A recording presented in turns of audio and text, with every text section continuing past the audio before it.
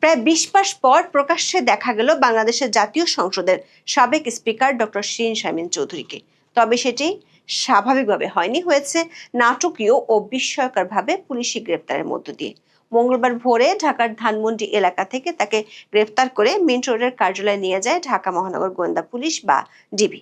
ইউনূসের আমলে সাবেক স্পিকার শিরীন শারমিন চৌধুরী বিভিন্ন সময় আলোচনায় ছিলেন। সেনাবাহিনীর পক্ষ থেকে তাদের হেফাজতে থাকার কথা জানানো, সংবিধান বহির্ভূতভাবে স্পিকার পদত্যাগ করেছেন দাবি করা, স্পিকার ও তার স্বামীর পাসপোর্ট করতে না দেয়া নিয়ে আলোচনা হয়েছিল।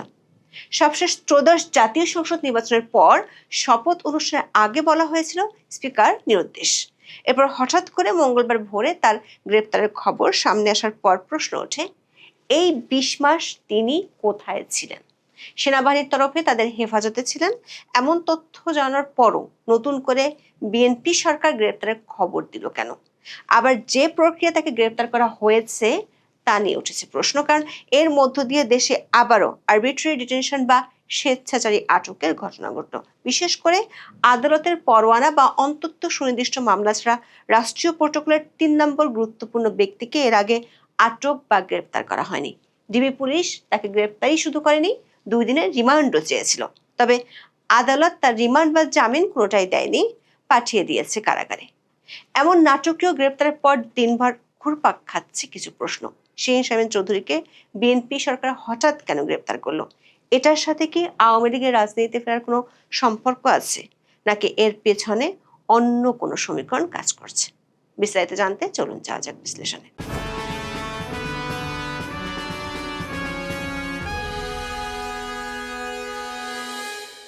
আওয়ামী লীগ সরকার পতনের দিন মানে ২০২৪ সালের ৫ই আগস্ট সকাল থেকে রাত ২:৩০ পর্যন্ত সাবেক স্পিকার শিরীন শারমিন চৌধুরী ছিলেন জাতীয় সংসদ ভবনের একটি কক্ষে। তার সাথে ছিলেন আওয়ামী লীগের আইসিটি প্রতিমন্ত্রী জুনায়েদ আহমেদ পলক সহ ১২ জন। পরে সেনাবাহিনী তাদের উদ্ধার করে নিয়ে যায়। গত বছরের ২৩ এপ্রিল আদালতকে এমন তথ্য জানিয়েছিলেন জনাব পলক। তবে পলকের এমন তথ্যের আগেই ইউনূস সরকারের আমলে একাধিকবার খবর হয়েছিলেন সাবেক স্পিকার। প্রথম খবর হয় ২০২৪ সালের ২রা সেপ্টেম্বর। সেদিনের খবর ছিল পদত্যাগ করেছেন জাতীয় সংসদের স্পিকার ডক্টর শিরীন শারমিন চৌধুরী। ওই দিন তিনি রাষ্ট্রপতি মোহাম্মদ শাহাবুদ্দিনের কাছে পদত্যাগপত্র দিয়েছেন, এমন খবর প্রকাশিত হয় গণমাধ্যমগুলোতে। বিস্ময়কর তথ্য ছিল, পদত্যাগপত্রটি সংসদ সচিবালয়ের মাধ্যমে রাষ্ট্রপতির কার্যালয়ে পাঠানো হয়নি। স্পিকার নিজেই রাষ্ট্রপতির কাছে জমা দিয়েছেন। তবে সেটা সরাসরি নাকি ইমেইলে পাঠানো হয়েছে তা তখনকার সরকার খোলাসা করেনি। তখন এভাবে পদত্যাগ করার যে খবর সরকার থেকে সার্কুলেট করা হয়েছে তা নিয়ে বিতর্ক ওঠে। কারণ রাষ্ট্রপতি সংসদ ভেঙে দিলে পরবর্তী সংসদ না বসা পর্যন্ত স্পিকারের আর পদত্যাগের কোনো সুযোগ সংবিধানে রাখা হয়নি। কিন্তু সংবিধান অনুযায়ী শপথ নিয়েও ইউনূস সরকার স্পিকারের পদত্যাগের বিষয়ে সংবিধানকে টিস্যু পেপার বানিয়ে ফেলেছিল। প্রায় ২ মাস পর বোঝা গিয়েছিল কেন অন্তর্বর্তী সরকার শিরীন শারমিনের পদত্যাগের খবরটি দিয়েছিল। ২০২৪ সালের ৩১ অক্টোবর উপদেষ্টা পরিষদের বৈঠকে জাতীয় সংসদ সচিবালয় অন্তর্বর্তী বিশেষ বিধান অধ্যাদেশ ২০২৪-এর খসড়া অনুমোদন দেওয়া হয়। ওই অধ্যাদেশ অনুযায়ী জাতীয় সংসদের স্পিকারের অবর্তমানে তার প্রশাসনিক ও আর্থিক দায়িত্ব পান সাবেক আইন উপদেষ্টা অধ্যাপক আসিফ নজরুল। সপ্তাহখানেকের মধ্যেই আবার শিরীন শারমিন চৌধুরী সংবাদপত্রের শিরোনাম হন। এবারের শিরোনাম হলো, পাসপোর্ট পেতে আঙুলের ছাপ দিয়েছেন সাবেক স্পিকার। পুলিশ বলছে পলাতক। ২০২৪ সালের ২২ আগস্ট অন্তর্বর্তী সরকার সাবেক প্রধানমন্ত্রী, তার উপদেষ্টা, দ্বাদশ জাতীয় সংসদের সদস্য এবং অন্যান্য কর্মকর্তাদের কূটনৈতিক বা লাল পাসপোর্ট বাতিল করেছিল। সাবেক স্পিকার তার স্বামী সৈয়দ ইশতিয়াক হোসেনকে সঙ্গে নিয়ে ওই বছরের ৩রা অক্টোবর ঢাকার আগারগাঁওয়ে পাসপোর্ট অফিসে সাধারণ ই পাসপোর্টের জন্য আবেদন করেন। ১০ই অক্টোবর তাদের আঙুলের ছাপ ও আইরিশ ছবি জমা দেওয়ার কথা ছিল। গণমাধ্যমের খবরে তখন বলা হয় বাড়িতে বসেই তারা আঙুলের ছাপ ও আইরিশ দিয়েছেন। দর্শক খেয়াল করে দেখুন, ২০২৪ সালের ৬ নভেম্বর বাংলাদেশের অনেকগুলো গণমাধ্যমে এই খবর প্রকাশিত হয়েছিল, যেখানে বলা হয়েছিল তিনি ঘরে বসেই আঙুলের ছাপ দিয়েছিলেন, যার অর্থ হলো অন্তর্বর্তী সরকার আমলে হয় সরকার তাকে গ্রেপ্তার করেনি অথবা করতে পারেনি। জনশ্রুতি আছে সরকার করতে পারেনি কারণ তিনি ছিলেন সেনা হেফাজতে। ২০২৫ সালের ২২ মে আইএসপিআর পক্ষ থেকে ৬২৬ জনের একটি তালিকা প্রকাশ করা হয়, যাদেরকে ৫ই আগস্টের পর সেনা সদরে আশ্রয় দেওয়া হয়েছিল। এই তালিকার ৪ নম্বর নামটি ছিল শিরীন শারমিন চৌধুরীর। এরপর বেশ লম্বা একটা সময় স্পিকার কোথায় ছিলেন তা নিয়ে আর আলোচনা শোনা যায়নি। তবে মাঝে মধ্যে দু একটি গণমাধ্যমে তিনি নিখোঁজ এমন খবর প্রকাশিত হতে দেখা গিয়েছিল। যেমন 2025 সালের 25শে অক্টোবর একটি গণমাধ্যমের খবর ছিল সাবেক স্পিকার ডক্টর শিরীন শারমিন চৌধুরী এখন কোথায়, তাকে কোথাও খুঁজে পাওয়া যাচ্ছে না।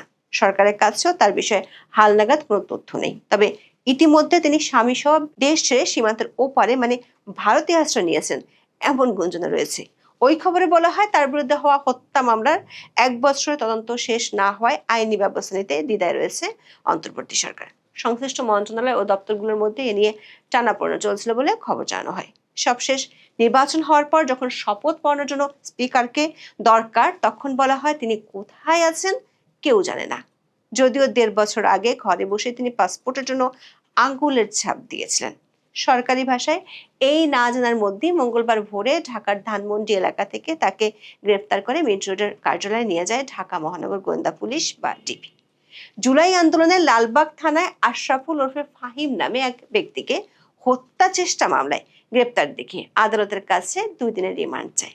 শুনানি শেষে আসামির রিমান্ড ও জামিন নামঞ্জুর করে কারাগারে পাঠানোর নির্দেশ দিয়েছেন আদালত। 60 বছর বয়সী সাবেক স্পিকারকে যেভাবে আদালতে হাজির করা হয়েছে তা ছিল দিনভর আলোচনার অংশ। আদালত থেকে সিঁড়ি দিয়ে নামানোর সময় হুড়োহুড়িতে পড়ে যান শিরীন শারমিন চৌধুরী। এ সময় ব্যথায় চিৎকার করে ওঠেন তিনি, তার সাথে কয়েকজন নারী পুলিশ সদস্য পড়ে যান। এ সময় প্রচন্ড ভিড়ে নাজেহাল হন শিরীন শারমিন চৌধুরী। তার চেয়েও বড় প্রশ্ন ওঠে, কেন প্রথমবার মতো রাষ্ট্রীয় প্রোটোকলের 3 নম্বর গুরুত্বপূর্ণ ব্যক্তিকে গ্রেপ্তারের জন্য বিএনপি সরকার আরবিট্রারি ডিটেনশন বা স্বেচ্ছাচারী আটকের ঘটনা ঘটালো। বাংলাদেশের রাষ্ট্রীয় প্রোটোকলে 1 নম্বর আছেন রাষ্ট্রপতি, 2য় স্থানে আছেন প্রধানমন্ত্রী এবং 3 নম্বরে আছেন জাতীয় সংসদের স্পিকার ও প্রধান বিচারপতি। সে অনুযায়ী সাবেক স্পিকার শিরীন শারমিন চৌধুরী ছিলেন 3 নম্বর গুরুত্বপূর্ণ ব্যক্তি। আদালতের পরোয়ানা বা অন্তত সুনির্দিষ্ট মামলা ছাড়া এ ধরনের ব্যক্তিকে এর আগে আটক বা গ্রেপ্তার করা হয়নি। কিন্তু শিরীন শারমিন চৌধুরীকে ধানমন্ডির একটি বাসা থেকে আটকের আগে পরোয়ানা তো দূরের কথা, কোনো মামলার কাগজও দেখায়নি ডিবি পুলিশ। গণমাধ্যমের খবর অনুযায়ী তাকে গ্রেপ্তার করা হয় ভোর 4:30টায়। সময়টা ভোর বলা হলেও বাস্তবে তা গভীর রাত, যখন যে কোনো মানুষ গভীর ঘুমে থাকেন। শিরীন শারমিনকে একজন দাগি আসামি যে তাকে এত রাতে গ্রেপ্তার করতে হবে। ডিবি পুলিশ দাবি করেছে বিভিন্ন জায়গায় আত্মগোপনে ছিলেন শিরীন শারমিন চৌধুরী। সর্বশেষ তিনি ধানমন্ডিতে এক আত্মীয়ের বাসায় ছিলেন, সেখান থেকে তাকে আটক করা হয়। অথচ শিরীন শারমিন চৌধুরী 2024 সালের 5ই আগস্ট কোথায় ছিলেন এবং এরপর কোথায় ছিলেন সে তথ্য এরই মধ্যে বলেছি। শিরীন শারমিনের বিরুদ্ধে জুলাই আন্দোলনের সময় সংঘটিত হত্যা মামলা সহ 6টি মামলার তথ্য পাওয়া গেছে। এর মধ্যে 3টি মামলা চূড়ান্ত প্রতিবেদন দাখিল করা হয়েছে, বাকি 3টি মামলা এখনো তদন্ত চলছে। তদন্ত হওয়া মামলার প্রয়োজনে পুলিশ অভিযুক্তকে গ্রেপ্তার করতে পারে, কিন্তু ডিবি সেটা না করে নতুন এক মামলায় গ্রেপ্তার দেখালো কেন তাকে? এটা কি স্বেচ্ছাচারের নমুনা নয়? প্রশ্ন উঠেছে যে শিরীন শারমিন 20 মাস ধরে কোনোভাবেই দৃশ্যমান হননি, কোনো বিতর্কে জড়াননি, তাকে কেন গ্রেপ্তার করা হলো? আবার গ্রেপ্তারের পর রিমান্ড চাইলেও কেন রিমান্ড দেওয়া হয়নি? অনেকে মনে করছেন এর সাথে আওয়ামী লীগের পুনর্গঠন বা দলটির রাজনীতিতে ফেরার কোনো সম্পর্ক থাকতে পারে। বিশেষ করে ইউনূস সরকার আমলে যতবারই রিফাইন্ড আওয়ামী লীগের কথা শোনা গেছে ততবারই শিরীন শারমিনের নাম সামাজিক মাধ্যমের আলোচনায় শোনা যেত। নির্বাচনের পর নানা মহল থেকে আবার যখন আওয়ামী লীগের মাঠে ফেরা নিয়ে আলোচনা উঠে এসেছে, তখন শিরীন শারমিনের গ্রেপ্তারকে অনেকেই এর সাথে প্রাসঙ্গিক বলে মনে করছেন। কারণ অনেকেই মনে করেন শিরীন শারমিন চৌধুরী সজ্জন হিসেবে পরিচিত।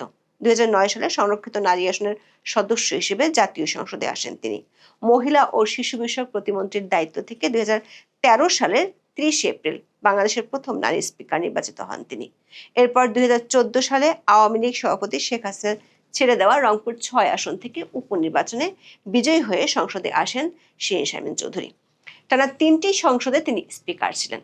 আওয়ামী লীগের পুনর্গঠন ঠেকাতে সরকার শিরীন শারমিনকে আপাতত আইনি হেফাজতে পাঠিয়ে দিল এমন আলোচনা নানা মহলে আছে। কারণ যেভাবে তাকে মামলায় গ্রেপ্তার দেখানো হয়েছে সেটি মোটামুটি পরিষ্কার, পুলিশ রাজনৈতিকভাবে হয়রানি করার জন্যই এমনটি করেছে।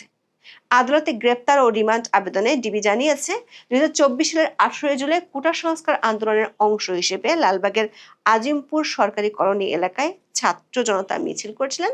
এই সময় আন্দোলন দমনের উদ্দেশ্যে পুলিশ ও আওয়ামী লীগের অজ্ঞাতনামা সন্ত্রাসীরা আন্দোলনকারীদের উপর দেশীয় ও বিদেশি আগ্নেয়াস্ত্র ব্যবহার করে গুলিবর্ষণ করেন।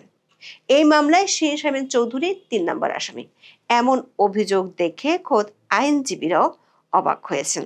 একজন স্পিকার হুকুমের আসামি, যেখানে ইতিমধ্যে আদালতে হুকুমের আসামি হিসেবে শেখ হাসিনা ও আসাদুজ্জামান খান কামালের ফাঁসি হয়েছে। রাজনৈতিক বিশ্লেষকরা মনে করেন বিএনপি বিরোধী দল থাকার সময় গায়েবী মামলার বিরুদ্ধে সবচেয়ে সোচ্চার ছিল। সে বিএনপি এখন আবার গায়েবী ও সাজানো মামলায় সাবেক স্পিকারের মতো গুরুত্বপূর্ণ ব্যক্তিকে ২০ মাস পর এসে কারাগারে পাঠালো। সেটির পেছনে অবশ্যই কোনো না কোনো রহস্য আছে। আবার অন্য একটি সূত্র বলছে, শিরিন শারমিনকে যে মামলাটিতে গ্রেপ্তার দেখানো হয়েছে সেটি হত্যা মামলা নয়, হত্যা চেষ্টা মামলা।